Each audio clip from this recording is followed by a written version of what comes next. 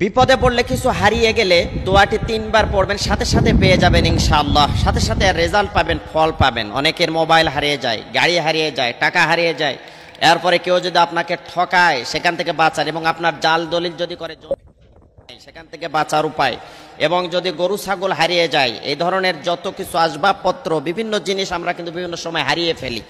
আমাদের দেখা যায় যে আইডি কার্ড হারিয়ে যায়, এই ধরনের যদি কোনো কিছু হারিয়ে যায় তাহলে সঙ্গে সঙ্গে পাওয়ার কিন্তু একটা উপায় আছে। এটা আল্লাহ প্রদত্ত জিনিস, কোরআন হাদিসের ভিতরে সব কিছু আছে। এগুলো আমরা জানি না, বুঝি না এবং খুঁজি না, যার কারণে কিন্তু এগুলো আমরা পাই না। আমরা মানুষের দ্বারস্থ হই, মানুষের কাছে যাই, মানুষের কাছে ধন্যা দিই, মানুষের সহযোগিতা চাই, হেল্প চাই। কিন্তু সর্বপ্রথমেই আপনাকে আল্লাহর হেল্প নিতে হবে, আল্লাহর কাছে সহযোগিতা চাইতে হবে, আল্লাহর কাছে আস্থা, বিশ্বাস, ইস্তেকামত থাকতে হবে। অটল বিশ্বাস যদি আমার আপনার থাকে, ইনশাল্লাহ আপনার হারিয়ে যাওয়া, ফুরিয়ে যাওয়া, মিলিয়ে যাওয়া জিনিসটা অবশ্যই যেখানে যে অবস্থায় থাক না কেন আপনার হাতে এসে জমা হবে। তবে আমলটা করতে হবে নির্ভেজাল অন্তর নিয়ে, আপনাকে ছাঁকা অন্তর নিয়ে, পরিষ্কার হৃদয় নিয়ে, মন নিয়ে আপনাকে কিন্তু আমলটি করতে হবে। সেটি হলো যে আপনার যদি কোনো কিছু হারিয়ে যায়, হতে পারে যত গুরুত্বপূর্ণ অনেক কিছু হারিয়ে যেতে পারে, আমরা বিভিন্ন জায়গায় রেখে আসি। যদি হারিয়ে যায় তাহলে সূরা বাকারার 156 নম্বর আয়াতের একটি অংশ, এটি যদি আপনি পড়তে পারেন 7 বার, তাহলে আপনার হারিয়ে যাওয়া জিনিসটা অবশ্যই 1 দিন, 2 দিন, 3 দিনের ভিতরে বা 7 দিনের ভিতরে আপনি অবশ্যই খুঁজে পাবেন ইনশাআল্লাহ।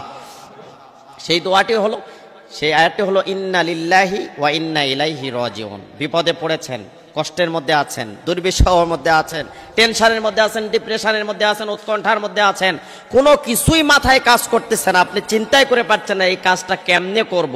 এ ধরনের অনেক কাজ থাকে, ব্যবসা নিয়ে চিন্তার মধ্যে থাকেন, বিজনেস নিয়ে চিন্তার মধ্যে থাকেন, চাকরিতে অনেক সময় যাওয়ার সময় একটা ডিপ্রেশনে পড়ে যান।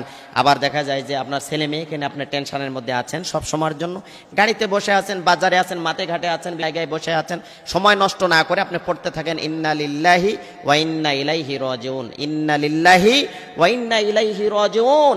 এটা যদি আপনি পড়েন তাহলে টেনশন, ডিপ্রেশন থেকে যে আল্লাহ পাক হেফাজত করবে, আপনাকে সকল বিপদ থেকে হেফাজত করবে। সাথে সাথে আপনার হারিয়ে যাওয়া, ফুরিয়ে যাওয়া জিনিসটা অবশ্যই আল্লাহ রাব্বুল আলামিন উদ্ধার করার জন্য যে যতটুকু সহযোগিতা, হেল্প প্রয়োজন, আল্লাহ রাব্বুল আলামিন নিজে আপনার এই কাজের দায়িত্ব নেবে। এজন্য সর্ব সময়, সর্ব অবস্থায় যেন আমরা আল্লাহর প্রতি বিশ্বাস স্থাপন করি। আল্লাহর ক্ষমতার সাথে পৃথিবীর কোনো মানুষের ক্ষমতার তুলনা হয় না।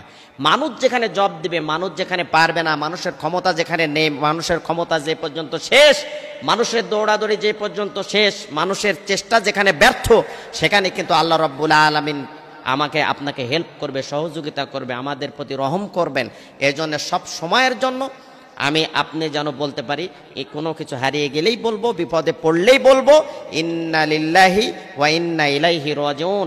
অত্যন্ত কোরআনী আমল, এই আমলটা আমি আপনি আজকে থেকেই যদি আমরা যে বিপদের মধ্যে আছি, এই ধরনের সংকটপূর্ণ মুহূর্তে, বিপদগ্রস্ত মুহূর্তে টেনশন না নিয়ে, ডিপ্রেশনে না পড়ে কি করব এই চিন্তা না করে এই কোরআনের আমলটা সর্বপ্রথম চালু করবেন।